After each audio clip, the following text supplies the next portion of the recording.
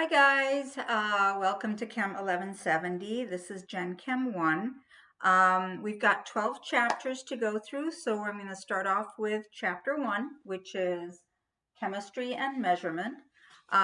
What I want you to do when you're watching each video is to take notes and follow along with the what you need to know list, okay? So print out the chapter 1 what you need to know list and then just follow along with the videos, take notes, and you'll be able to do your homework, study for your exams, and hopefully understand all this material. I'm going to assume that you've already had an intro chemistry class. For those of you at Macomb, you may have already taken Chem 1050. If you got in using the placement exam, hopefully you remember some of your high school chemistry, okay? If you don't remember anything, no problem. Just go to the book, the ebook or the hard copy book, and read up on the topics that you feel a little shaky about, and then you'll be fine, okay? All right, so the first what you need to know list talks about the scientific method. I want you guys to go into the book and read up on these topics, okay? Scientific method, law of conservation of mass. Well, maybe I can show you a law of conservation of mass. You can do physical states of matter. You can, solid, liquid, gas, and their properties. You need to be able to differentiate between a physical change and a chemical change. Have to know that a chemical change actually alters the composition of the substance. A physical change does not alter the composition at all. An example of a physical change would be basically melting an ice cube. It's still H2O, but instead of being H2O solid, it is now H2O liquid. An example of a chemical change is if you have iron and you oxidize it, basically any iron in your car, and then it gets oxidized from the oxygen in the air and it becomes iron 2 oxide. So basically it forms rust. It's altered the chemical composition of the iron. It is now something else, and that is a chemical change. You should know the difference between a physical property and a chemical property. An example of a physical property is basically the mass of something or the color. A chemical property is, does this substance react with oxygen or does it not react with oxygen? So again, know the differences. All of this is very clear in your textbook.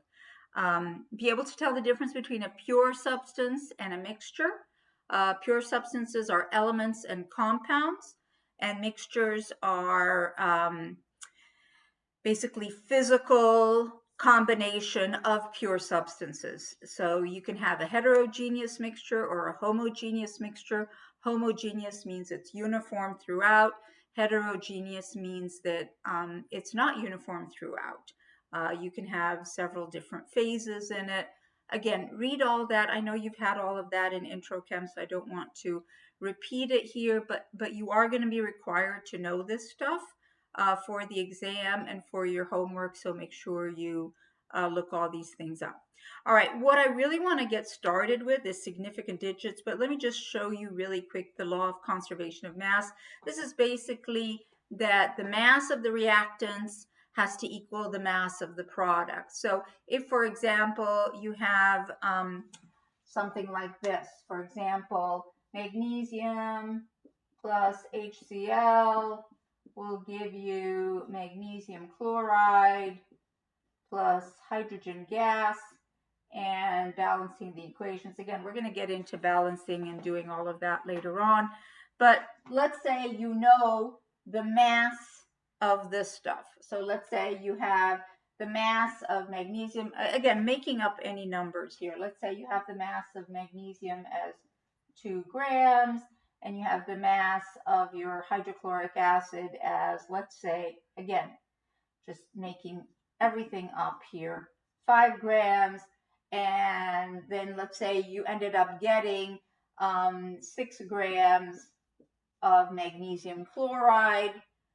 And then the question says, well, how many grams of hydrogen gas are you producing?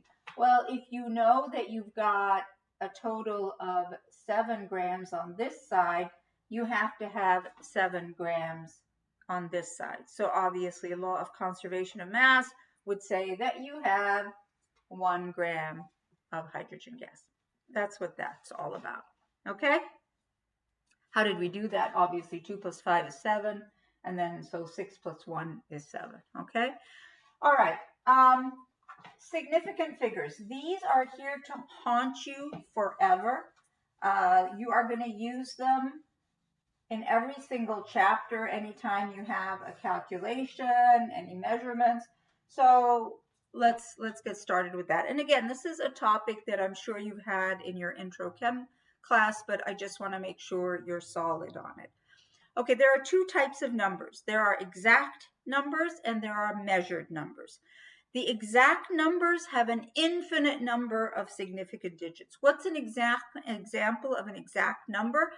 Well, when you go into, let's say, a classroom and you count all the students in the classroom, that's an exact number. You know for sure there are 28 students in the class, not 29, not 30 and a half, exactly 28. So when I write down 28 students, that's an example of an exact number. I know this to the millionth percent, okay?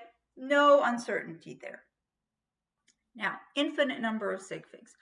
Another example of an exact number is a definition. For example, let's say I say 1 meter is equal to 100 centimeters.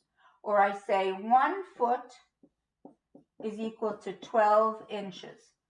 These are exact numbers. There is no foot that is 12 and a half inches. There's no foot that's 9 inches. There's no meter that's 102 centimeters. These are exact numbers. These are definitions. So again, infinite number of sig figs. So what you should put in your notes is that exact numbers have an infinite number of sig figs. Why is this important? Well, when we're doing calculations with exact numbers, then they don't limit us in our sig figs, and when we're figuring out our final answer, we are limited by the measured quantity, not by the exact definition sig fig, because the exact definition has an infinite number of sig figs. Again, this will become clearer once we do some calculations. Okay, what's the other type of number that we are going to use? It's a measured number. We could use mass, could use volume, could use length, we could use temperature. Okay, all these are measured in our lab, okay, or in any problem that you're going to be doing. These are measured numbers. And there are rules for measured numbers. What is the rule? First rule, all non-zero digits are significant. So let's say you went and you weighed something and you found that it was 125.63 grams. Okay, so this was the mass of the thing that you weighed. So how many digits are significant? Well, all of these are non-zero digits. So you have 1, 2, 3, 4, 5 sig figs. Okay, that's the first rule. The second rule states that if you have zeros, there are 3 types of zeros. So second rule. This is the zero rule. First type, leading zeros. What's a leading zero? That is a zero at the beginning of the number, to the left of the first non-zero digit. So something like this, 0.0285 grams. Okay, so these are both leading zeros. Leading zeros are not significant. Not significant. Okay, So that means that this number has how many significant digits? 1, 2, 3. 3 sig figs. Okay? Because these two guys are not significant. The second type of zero is something called a confined zero. What's a confined zero? That's a zero in the middle between two significant digits. So for example, you have 203.07 grams. All right, do you see this zero over here? And this zero, they're between two significant digits. So they are significant. They are significant. Okay, so how many sig figs would that make? Well, 1, 2, 3, 4, 5. 5 sig figs in this scenario. Okay? Good. And then the last type of zero, I'm going to erase this. The last zero rule is something called a trailing zero. Trailing zeros are at the end of a number. Trailing. Okay. Trailing zeros are at the end of the number. The end. All right? You can have two types of trailing zeros. Either a trailing zero to the left of the decimal or a trailing zero to the right of the decimal. But either way, a trailing zero has to be at the end of the number. So let's say I have this number here, 280 grams. Or I have this number here, 281.0 grams. You see the difference here? This one is to the left of the decimal. This one is to the right of the decimal.